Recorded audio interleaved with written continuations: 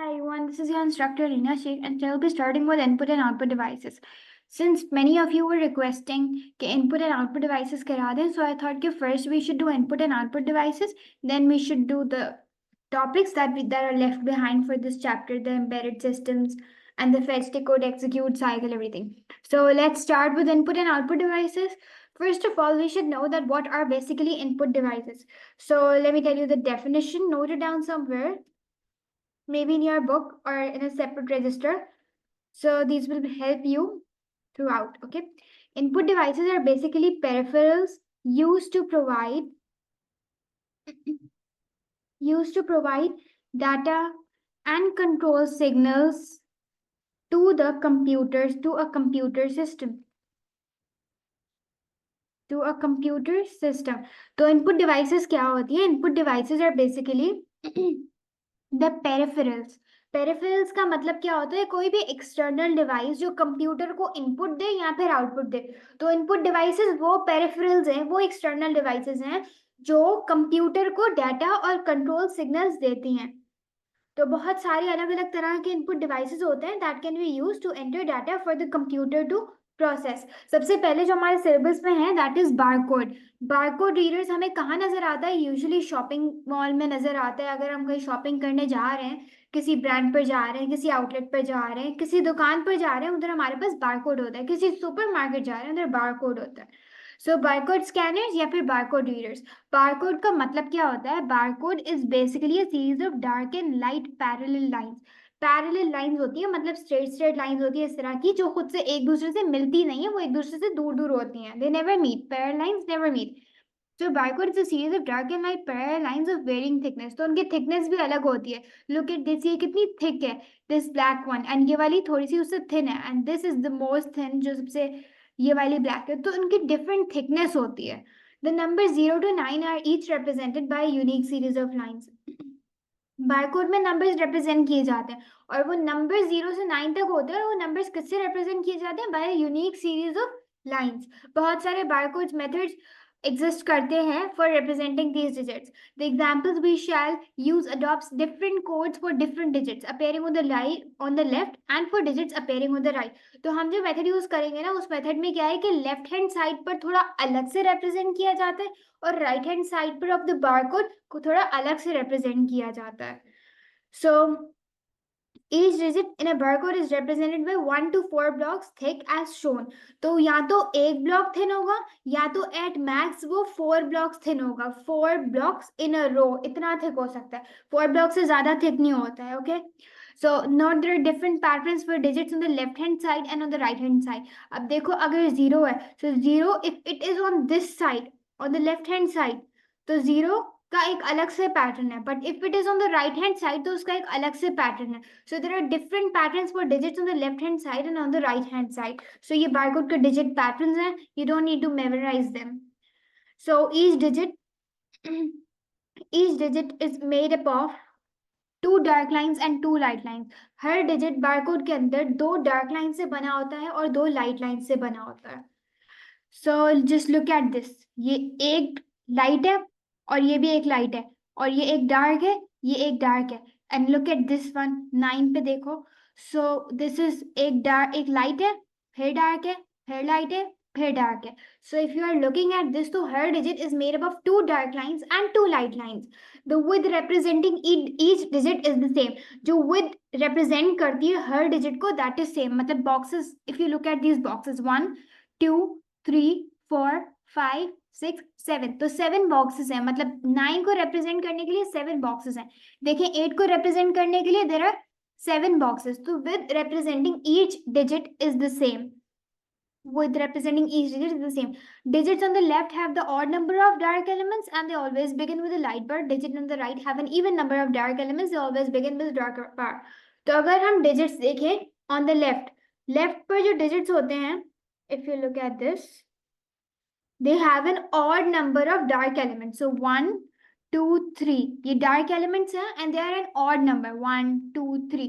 तो ये odd number में, and they are always starting with a darker digit. So second, digits on the left have an odd number of dark elements and they always begin with a light bar. Sorry. So जो digits होते हैं left पर, they have an odd number of dark elements. तो ये dark elements हैं, ये dark elements हैं and ये odd numbers में है, okay? And they always begin with a light bar. तो starting देखो, if you look at this, तो ये हमारे पास light से शुरू हो रहे हैं. तो always begin with a light bar. और जो digits on the right hand side होते हैं, दे आर डार्कर एलिमेंट्स हमारे पास इवन नंबर्स में होता है. if you look at this, तो ये 4 है, यहाँ पर भी 4 डार्कर एलिमेंट्स है. तो ये हमारे पास जो लाइंस होती हैं राइट हैंड साइड पे, they have an even number of darker elements. और डार्कर एलिमेंट्स इवन होते हैं, they start with the dark elements. सही है. So let's move ahead. So what happens when a barcode is scanned? अब जब barcode को scan करते हैं तो होता क्या है actually? So when the barcode is first of all, the barcode is read by a red laser on the red or red LED. तो जो एक barcode होता है, सबसे पहले उसको कौन रीड करता है? एक red laser या फिर red LED रीड करता है.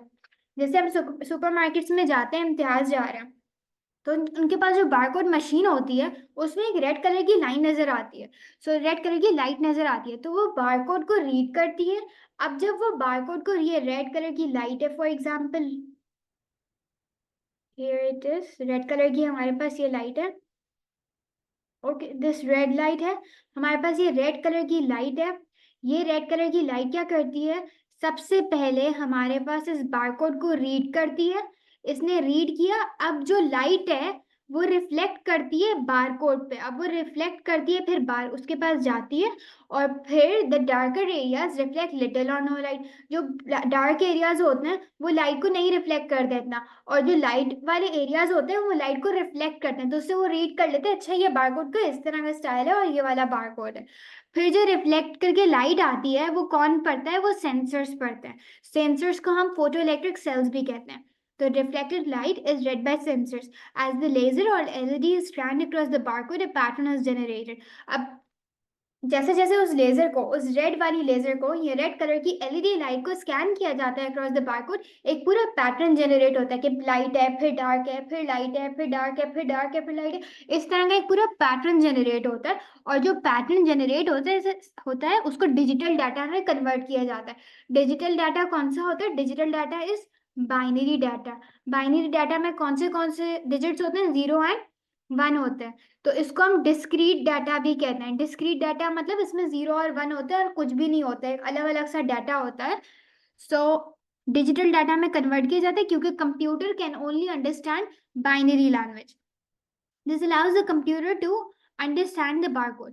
For example the digit 3 on the left generate the pattern. अगर एक लेफ्ट पर डिजिट 3 है, वो ये वाला दे देगा हमें पैटर्न, और फिर उसको बाइनरी में कन्वर्ट करना पड़ेगा because computer can only understand binary language. So this is exactly what this happens. अब लाइट है, लाइट को हमने क्या कहा कि वो 0 है, और जो डार्क है वो 1 है. तो जहां जहां लाइट होगा वहां हम लिखेंगे 0, जहां जहां डार्क होगा we will write 1. So this is how हमने उसको डिजिटल फॉर्म में कन्वर्ट कर दिया, where light is equals to 0 and dark is equals to 1. Barcodes are most commonly found at the checkout and supermarket. Supermarkets में बहुत सारे मिलते हैं, और बहुत सारे इनपुट एंड आउटपुट डिवाइसेस भी होते हैं चेकआउट पर, एक्सेप्ट बारकोड्स और भी बहुत सारे होते हैं. So here you go.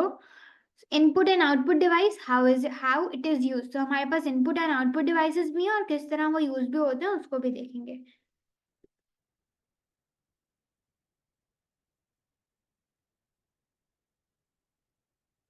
तो कीपैड है सबसे पहला हमारे पास.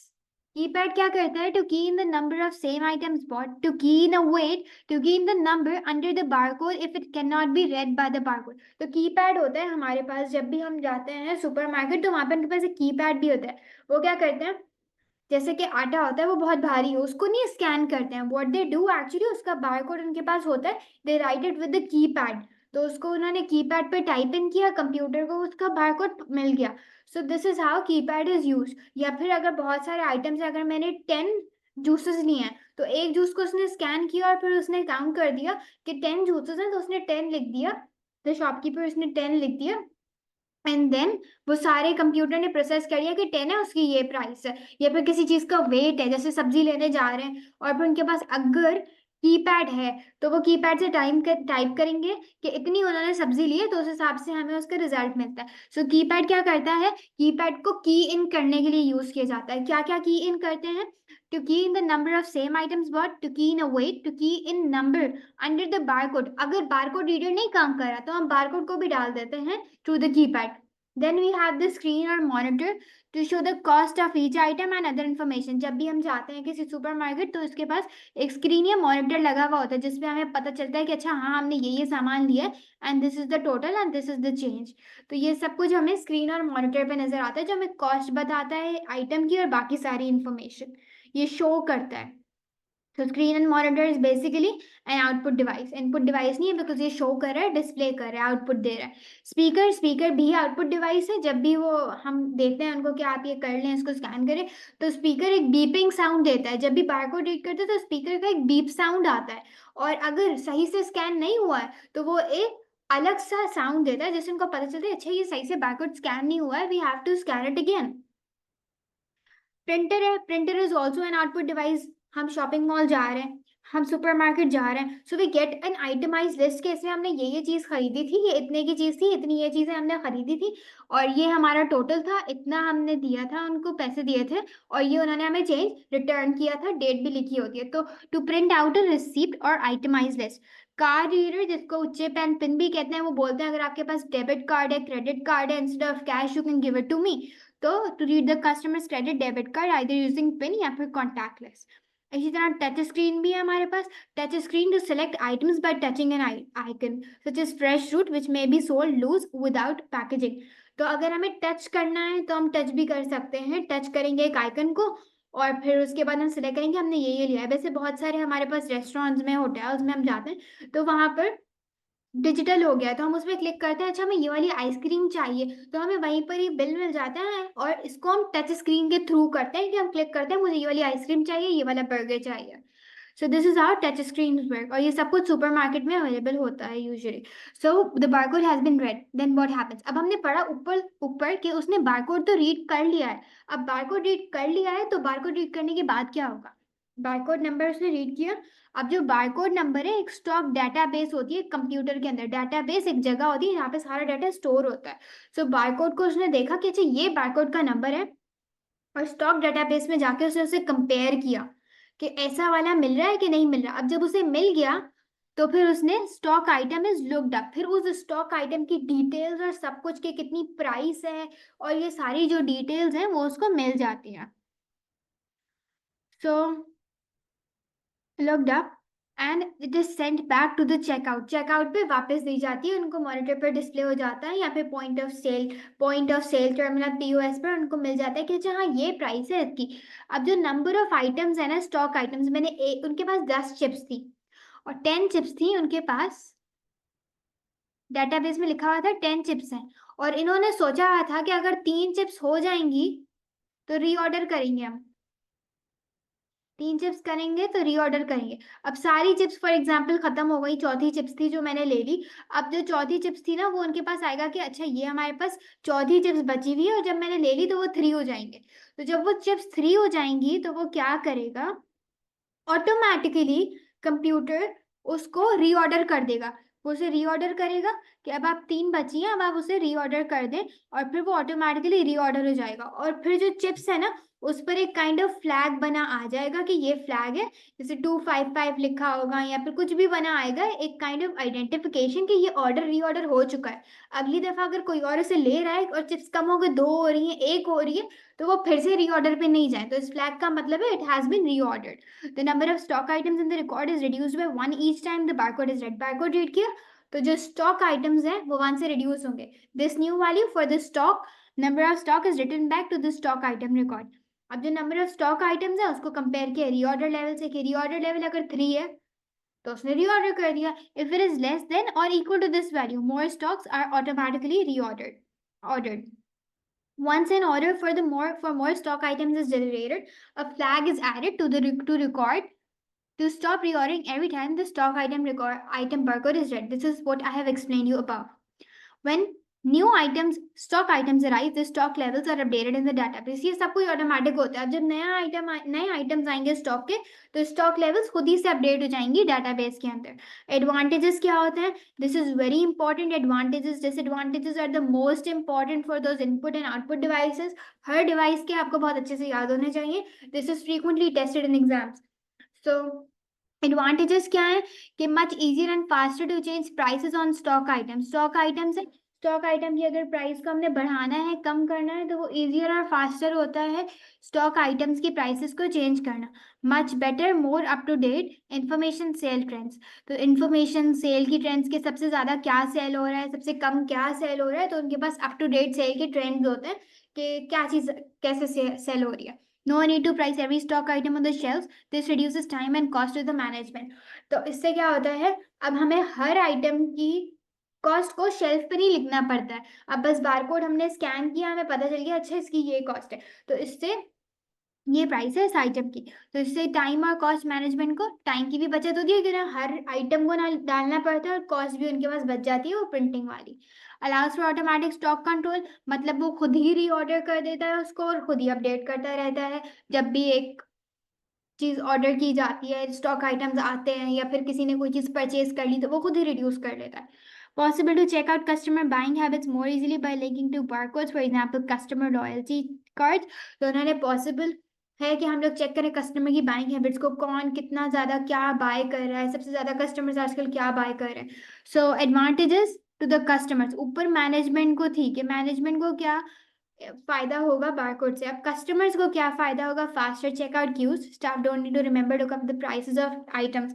तो जल्दी जल्दी लाइन चलती रहती है, बस स्टाफ को याद नहीं करना पड़ता कि अच्छा इसकी ये प्राइस, इसकी ये प्राइस, याद होना फिर उसके बाद लिखना, उसमें टाइम लगता है। तो बस उन्होंने स्कैन किया, सामने आ गया उनके पास, उनके आइटमाइज बिल दे दिया उन्होंने कस्टमर को। तो फास्टर चेकआउट लाइंस होती हैं, जो कि लंबी लाइन लगी होती है वो जल्दी जल्दी चलती है।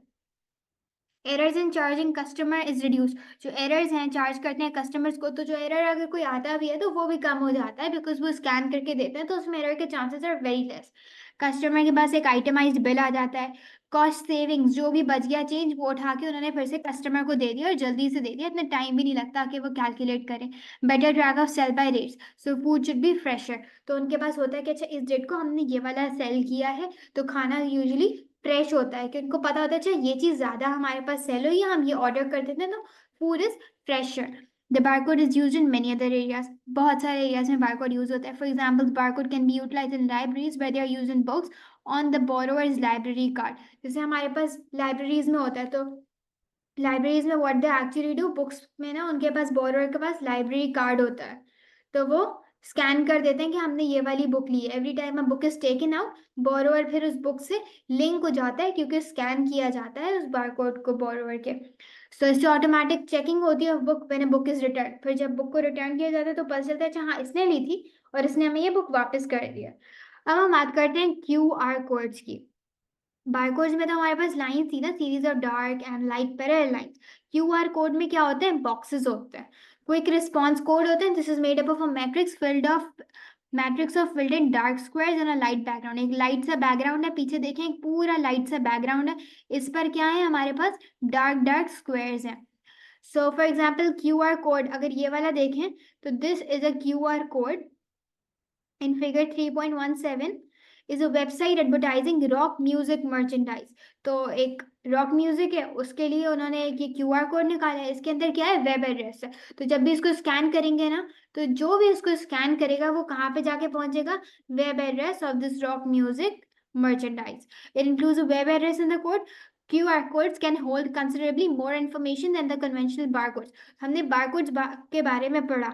बेनिफिट क्या है QR कोड का? क्यों QR कोड इससे ज्यादा अच्छा है? Because it can hold more information than the bar code. तो बार कोड से ज्यादा इन्फॉर्मेशन कौन होल्ड करते हैं हमारे पास? QR कोड होल्ड करता है बहुत सारी information than the bar code. अब थोड़ी सी हम QR कोड्स की डिस्क्रिप्शन पढ़ लेते हैं। QR code consist of block of small squares light and dark known as pixels. तो ये जो स्मॉल स्मॉल स्क्वायर्स आपको नजर आ रहे हैं यहाँ पे, इनको हम कहते हैं पिक्सेल्स। तो QR code consist of block of small squares, light भी होते हैं कुछ डार्क भी होते हैं, तो उनको हम पिक्सेल्स कहते हैं। It can presently hold up to 4296 characters और up to 7089 digits and also internet addresses to be encoded with in the QR code. तो QR कोड के अंदर वेब एड्रेस होता है, इंटरनेट का एड्रेस होता है। सो इनके अंदर बहुत ज़्यादा कैपेसिटी होती है कैरेक्टर्स को और डिजिट्स को होल्ड करने की। अगर डिजिट्स देखें तो इट इज़ 7089 डिजिट्स, और अगर कैरेक्टर्स देखें तो इट इज 4296 कैरेक्टर्स को वो होल्ड कर सकता है। और अगर हम बारकोड की बात करें जो हम ऊपर पढ़ के आए हैं, तो वो बारकोड सिर्फ 30 डिजिट्स इन मैक्सिमम होल्ड कर सकता है। सो देखें कि QR codes can hold considerably more information than the barcodes because it can hold up to 7089 digits, while the maximum limit for barcodes to hold the digits is 30 digits. However, as more and more data is added, अब जैसे जैसे data को add करेंगे, क्योंकि इसका structure बहुत complex होता जाता है QR कोड का। 3 large squares at the corners of the code, हमारे पास कॉर्नर ऑफ द कोड को देखें, सो ये और ये, so 3 large squares and the corners of the code, their function is a form of alignment, ये alignment की form में function करते हैं। अब जो remaining small corner square is used to ensure correct and size and correct angle of the camera shot when QR code is read। तो ये जो छोटा वाला है ना, ये बताता है कि जब भी कैमरा ने शॉट किया, कैमरा ने पिक्चर ली इसकी, तो एक करेक्ट एंगल से ली और करेक्ट साइज से ली। और ये जो 3 लार्ज स्क्वायर्स हैं, ये अलाइनमेंट की तरह फंक्शन करते हैं कि यहाँ तक ये खत्म हो रहा है, इसके बाहर और कोई भी पिक्सल नहीं जाएगा। Because of modern smartphones and tablets which allows internet access on the move, QR codes can be scanned anywhere। तो QR codes को हमें कोई ज़रूरत नहीं है कि हम एक अलग सी डिवाइस लें उससे स्कैन करें। हमारे पास मॉडर्न स्मार्टफोन्स हैं, टैबलेट्स हैं, इवन योर फ़ोन जो आप यूज़ कर रहे हैं उससे भी आप आराम से इसको स्कैन कर सकते हैं। बस इंटरनेट का एक्सेस आपके पास होना चाहिए। अब इससे बहुत सारे यूजेस हैं, जैसे कि प्रोडक्ट्स को एडवर्टाइज करते हैं, giving automatic access to a website और contact telephone number instead of telling that telephone number, मैंने QR कोड दिया कि आप इसे स्कैन करें, you will be directed to the telephone number. या फिर एक वेबसाइट है, instead of telling the URL of the website, मैं उनको QR कोड दे दूं and you can scan it और फिर आप वेबसाइट पर डायरेक्टली पहुंच जाएंगे। Storing boarding passes electronically at airports and train station और एयरपोर्ट्स पर बोर्डिंग पासेस को इलेक्ट्रॉनिकली स्कैन किया जाता है through QR codes by using built in camera on a mobile phone और tablet and by downloading a QR code application. हमारे पास या तो बिल्ट इन कैमरा यूज कर सकते हैं मोबाइल फोन या फिर टैबलेट में, और साथ में हमारे पास एक QR ऐप होनी चाहिए जो उसको स्कैन कर सके। It is possible to read QR codes on the move using the following method. अब ये मेथड है, इसके थ्रू हम लोग QR कोड को रीड कर सकते हैं। सबसे पहले हमने अपना मोबाइल फोन लिया एंड उसको हमने पॉइंट किया at the QR code, point the phone और tablet camera at the QR code. अब जब हमने QR कोड पे पॉइंट किया तो ऐप ने प्रोसेस किया image taken by the camera, और उसने पिक्चर ली, और एक ऐप होगी, QR कोड की ऐप होगी, उसने प्रोसेस करना है जो इमेज कैमरा ने ली है। अब क्योंकि इसके अंदर स्क्वायर्स हैं, तो ये स्क्वायर्स को किसी रीडेबल डाटा में कन्वर्ट करेगा, ऐप कन्वर्ट करेगी, और जो ब्राउजर सॉफ्टवेयर है वो उस रीडेबल डाटा को पढ़ेगा जो उस ऐप ने जनरेट किया है। ये कोई वेब एड्रेस है उसको समझेगा, उसको डिकोड करेगा, और फिर यूजर को उस वेबसाइट पर ऑटोमेटिकली भेज दिया जाएगा। या फिर अगर टेलीफोन नंबर है तो user will be send to the telephone app. अगर QR कोड में एक बोर्डिंग पास था तो वो ऑटोमेटिकली फोन या टैबलेट के अंदर वो बोर्डिंग पास हमें नजर आ जाएगा। अब एडवांटेजेस क्या है of QR codes, advantages disadvantages, as I told you earlier they are very very important, crucial for your exams. So advantages of QR code compare to traditional barcodes, तो ये comparison भी है काइंड ऑफ। सो इसके क्या क्या है, it can hold more information. तो सबसे पहला ये है QR कोड का कि QR code can hold more information compared to barcodes. There will be fewer errors, error बहुत कम होंगे इसके अंदर, और the higher capacity of QR codes allow the use of built-in error checking systems. This is built-in error checking system. Normal barcodes contains almost no data redundancy, data which is duplicated. Therefore, it is impossible to guard against badly printed or damaged barcodes. तो इसके अंदर बहुत ज़्यादा capacity होती है, तो इसके अंदर हमारे पास एरर चेकिंग सिस्टम्स भी होते हैं। कोई गलती हो गई तो वो खुद ही रीचेक कर लेता है, अच्छी गलती है उसे ठीक भी कर देता है। So there will be fewer errors. QR codes are easier to read. They don't need expensive laser or LED light. LED scanners like barcode, जब बारकोड्स को एलईडी स्कैनर्स चाहिए होते हैं जो सुपरमार्केट्स में अवेलेबल होते हैं, you have seen it multiple times, but QR codes they are very easy to read because they can be read by cameras on smartphones और टैबलेट्स। स्मार्टफोन है या टैबलेट ले लिया, उसके कैमराज में आराम से इसको हम पढ़ सकते हैं, so they are easier to read. और QR, it is easy to transmit QR codes either as text messages or images. अब हम इसको ट्रांसमिशन भी इजी है, सो आराम से हम लोग QR कोड्स को एक मैसेज की तरह या फिर इमेज की तरह हम भेज देते हैं और सामने वाला आराम से स्कैन भी कर लेता है। So easy to transmit QR codes as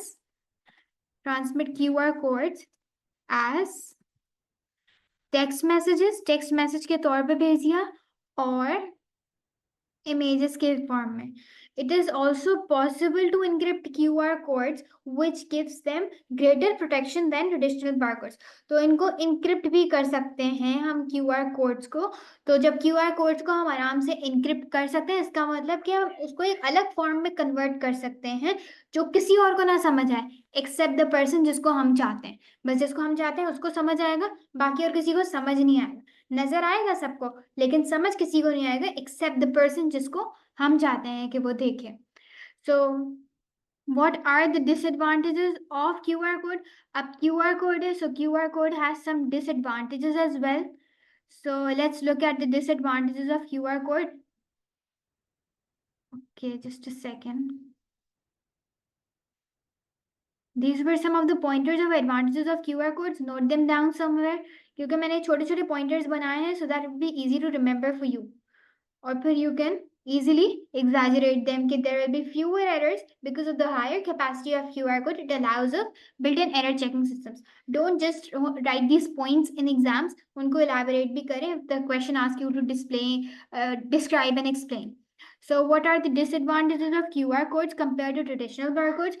More than one QR format is available. तो एक से ज़्यादा हमारे पास QR का format available होता है, कोई standard form इसकी नहीं होती है। So there is no standard form, कोई standard form नहीं होती है इसकी, तो इसकी वजह से आपके पास प्रॉब्लम है कि हमारे पास more than one QR format is available is a disadvantages of QR code. QR code can be used to transmit malicious code. Malicious मतलब जो harm cause करते हैं, so they can transmit malicious code जिसको हम attaging कहते हैं। Since बहुत सारी free apps available हैं जो generate करते हैं QR codes को, कोई भी QR code को generate कर सकता है, तो आराम से कोई भी malicious code यानी कोई अजीब सा कोई वायरस वाला कोड बना के QR कोड के अंदर एम्बेड कर दे, और जब कोड को स्कैन करेंगे तो हो सकता है कि जो बंदा स्कैन करे वो उस वेबसाइट पर डायरेक्ट किया जाए जिसका वो QR कोड था। तो जो क्रिएटर है ऑफ द मिलिशियस कोड उसको उसका एक्सेस मिल जाएगा यूजर के फोन का। So be careful, very very careful when you are scanning barcodes. ऐसे हर जगह पे जाके बारकोड्स को मत स्कैन करें because it can harm your data. जो भी बंदे जिसने भी अगर वो मिलिशियस कोड बनाया है उसका एक्सेस मिल जाएगा आपके मोबाइल का, जैसे कि फोटोग्राफ है, एड्रेस बुक है, स्टोर्ड पासवर्ड्स हैं, उन सब का यूजर को किसी फेक वेबसाइट पर भी भेजा जा सकता है। ये भी पॉसिबल है कि वायरस भी डाउनलोड हो जाए just by scanning that barcode. So let's just write it over here. What are the disadvantages? I'll make small pointers that would be easy for you to remember. So disadvantages क्या हैं इसके? Let's write it over here. Okay, more than one QR format available.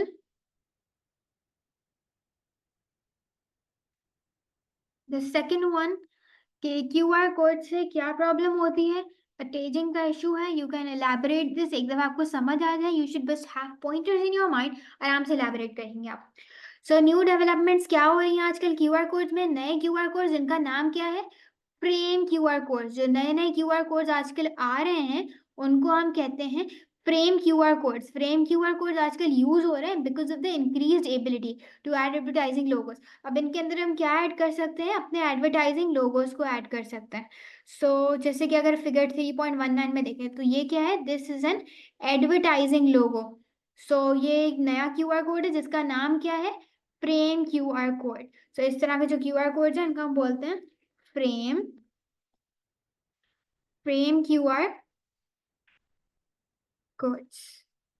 Here you go, frame QR codes. So frame QR codes come with canvas area, इनके अंदर एक canvas area होता है, एक drawing का एरिया होता है, ये वाला एरिया इनका कैनवस एरिया होता है।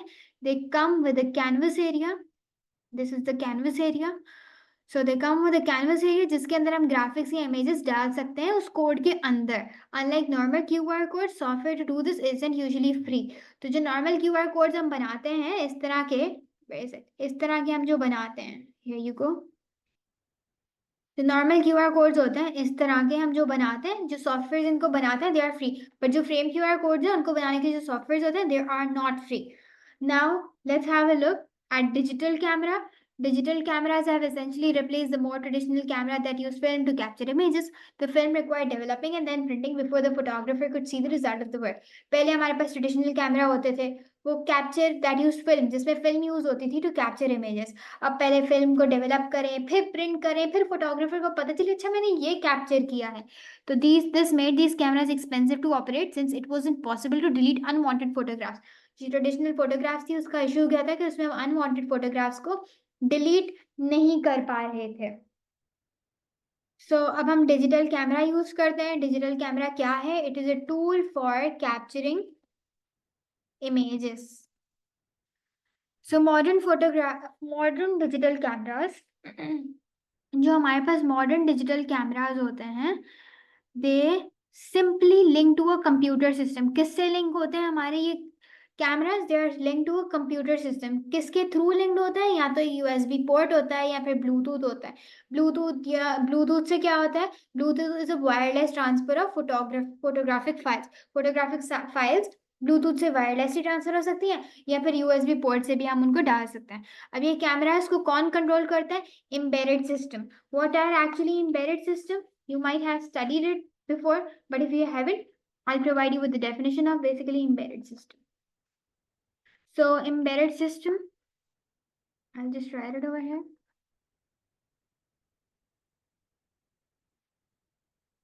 Let's write it with red color. So embedded system is a combination of hardware and software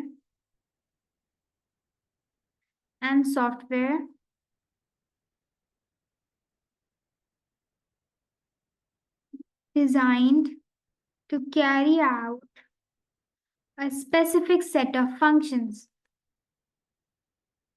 So embedded systems are basically hardware और सॉफ्टवेयर का कॉम्बिनेशन जो एक specific set of functions carry out करते हैं। ज्यादा कुछ नहीं कर सकते, बस उनका एक काम होता है, वो बस वही एक काम अपना कर रहे होते हैं, उनके पास उससे ज्यादा कोई काम करने को नहीं आता है उनको।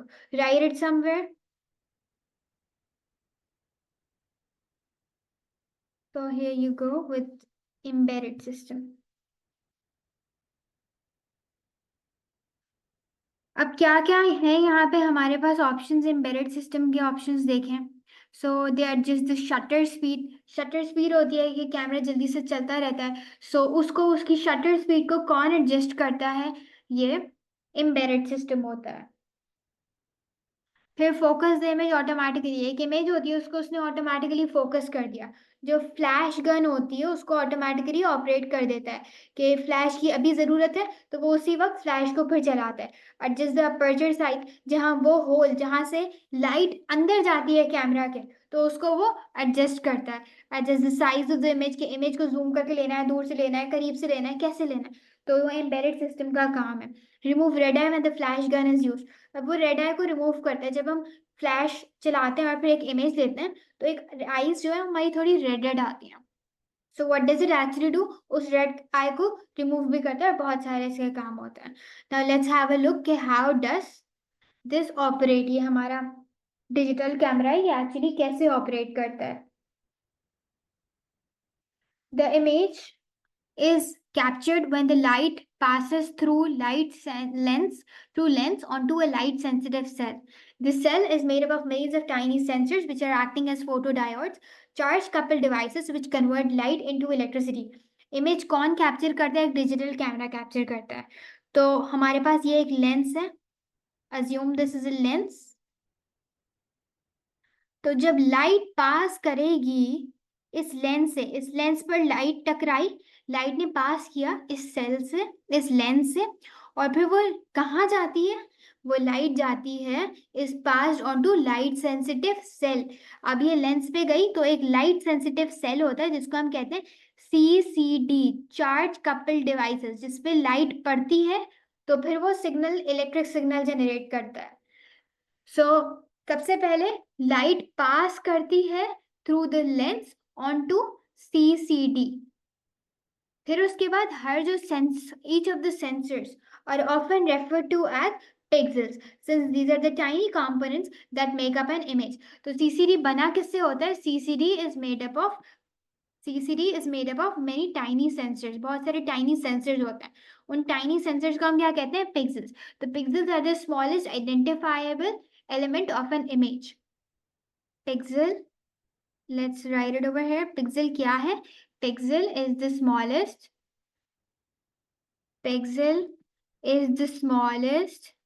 identifiable,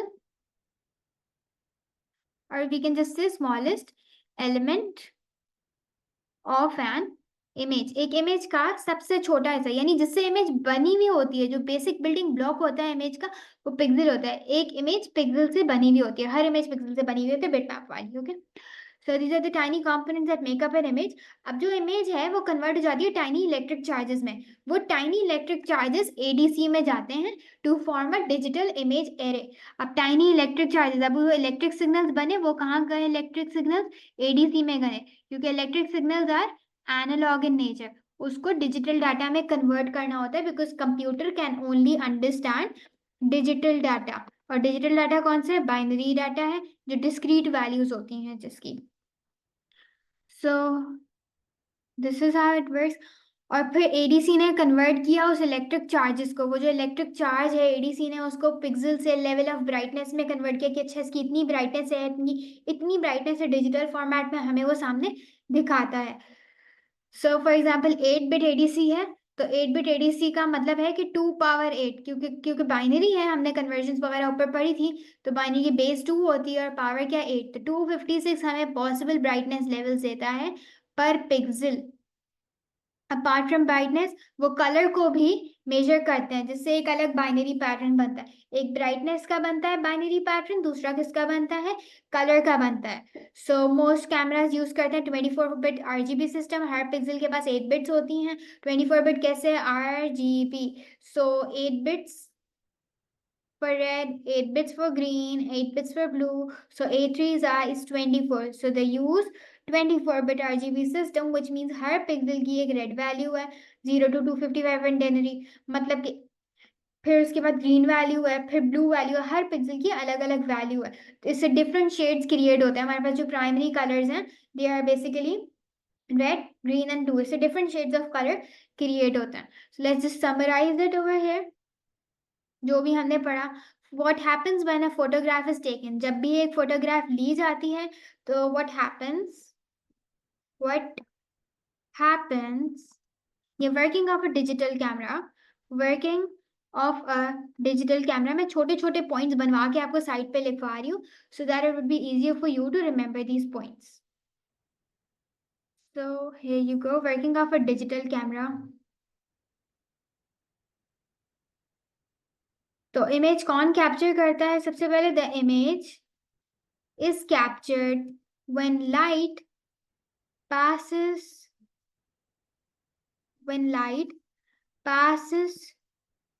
through the lens to charge couple devices, जिसको हम कहते हैं प्यार से CCD। तो इमेज कैप्चर होती है जब सबसे पहले लाइट गई लेंस से चार्ज कपल डिवाइसेस पे। सो ये चार्ज कपल डिवाइसेस किससे बने होते हैं? यू शुड नो कि जो चार्ज कपल डिवाइसेस हैं, they are made up of pixels, they are made up of tiny sensors, they are made up of millions of tiny sensors जो photo diodes की तरह एक्ट करते हैं। Photo diodes का मतलब they are light sensitive. So made up of millions of tiny sensors. और उन tiny sensors को हम क्या बोलते हैं? उन टाइनी सेंसर्स को हम बोलते हैं बेसिकली पिक्सल, और पिक्सल की डेफिनेशन आपको पता है कि this is the smallest element of N image. अब क्या हुआ कि इमेज कैप्चर हुई, जब लाइट लेंस से सीसीडी पे गई, सीसीडी बहुत सारे पिक्सल से बना है, सीसीडी का काम क्या है, सीसीडी ने कन्वर्ट किया लाइट को इनटू टाइनी, जो इमेज है, image to tiny electric charges. अब जो टाइनी इलेक्ट्रिक चार्जेस हैं वो कहाँ जाते हैं, tiny electric charges are passed to analog to digital converter. तो वो एनालॉग टू डिजिटल कन्वर्टर क्या करता है, वो एक फॉर्म करता है डिजिटल इमेज एरे। तो डिजिटल इमेज एरे बनाते हैं क्योंकि computer can only understand binary data, that is digital data. अब वो डिजिटल इमेज एरे किस चीज से बनती है, एक बनती है लेवल्स ऑफ ब्राइटनेस से, एंड सेकेंडली किससे बनती है, वो कलर्स को डिटरमिन करता है कि कलर्स कौन से हैं। So this is how a digital camera works. मैंने आपको समराइज कर दिया, note it down somewhere so you learn it, और फिर उसके बाद ये पढ़ा हुआ होगा, so you can elaborate this points in your own words as well. The next thing over here is charge coupled device mix matrix of sensors. अब इसी तरह हमारे पास 3 RGB components हैं. The number of pixels determines the size of the file used to store the photograph. अब कुछ मसले हैं यहाँ पे, क्या मसले हैं कि जितने ज्यादा पिक्सल्स होंगे उतनी बड़ी फाइल की साइज होगी, जब फाइल की साइज बढ़ेगी तो ज्यादा स्टोरेज स्पेस लेगी. Number of pixels determine the size of the file. मतलब कि as the number of pixels increase, as the number of pixels of the image increase, the file size of the image also increases. The file size of the image also increases. और image क्या कहता है, hence more storage space is required, hence more storage space is required to store the image. So the quality of the The quality of the image depends on the recording device. अब जो quality है image की वो किस किस चीज पर depend करती है, it depends on how good the camera's lens is, how good the sensor array is, the number of pixels, the more pixels used, the better the image. अब इसका एक drawback तो है ज़्यादा pixels का कि image size बढ़ती है, but फायदा क्या है, but quality of the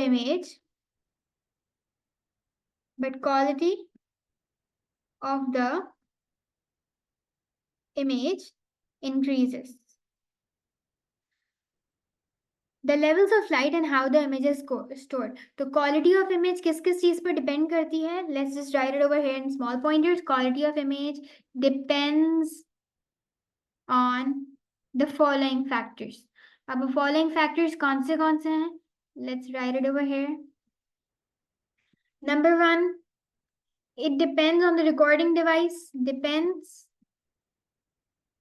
on the recording device. और रिकॉर्डिंग डिवाइस की क्या क्या रिक्वायरमेंट्स हैं, जो कैमरा का लेंस है उसको देखता है कि कैमरा के लेंस की क्वालिटी कैसी है, एंड सेंसर एरे पर भी डिपेंड करता है, जितने ज्यादा सेंसर्स होंगे उतना अच्छा बनेगा. दूसरा हमारे पास है नंबर ऑफ पिक्सल्स यूज, जितने ज्यादा पिक्सल्स उतनी अच्छी image quality. The levels of light की क्या लेवल्स हैं, जब अच्छी लाइटिंग होती है तो हमारे पास और ज्यादा अच्छी इमेज आती है, धूप में ले लें, और अगर हम अंधेरे में लेते हैं तो इतनी अच्छी नहीं आती है.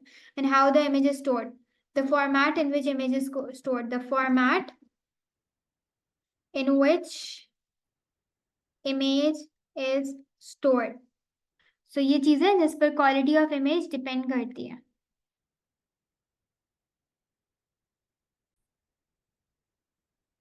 Mobile phones have caught up with digital cameras as regard the number of pixels, but the drawback is often inferior lens quality and limited memory for the storage of photos. Mobile phone अगर हम digital cameras के हिसाब से देखें, mobile phones को compare करें तो pixels तो दोनों के अच्छे खासे हैं, तो मोबाइल फोन अच्छा हमें दे देता है बहुत कुछ.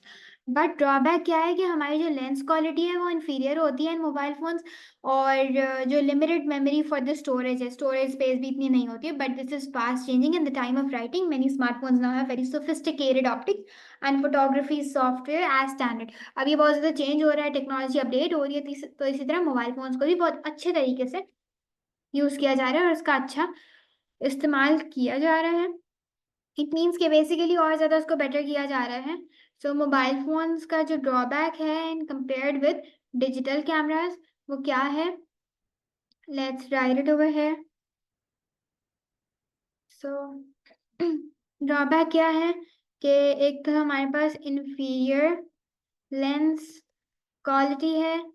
Secondly the issue is limited memory for storage. So these are the two drawbacks जो मोबाइल फोन का है compared with the digital cameras.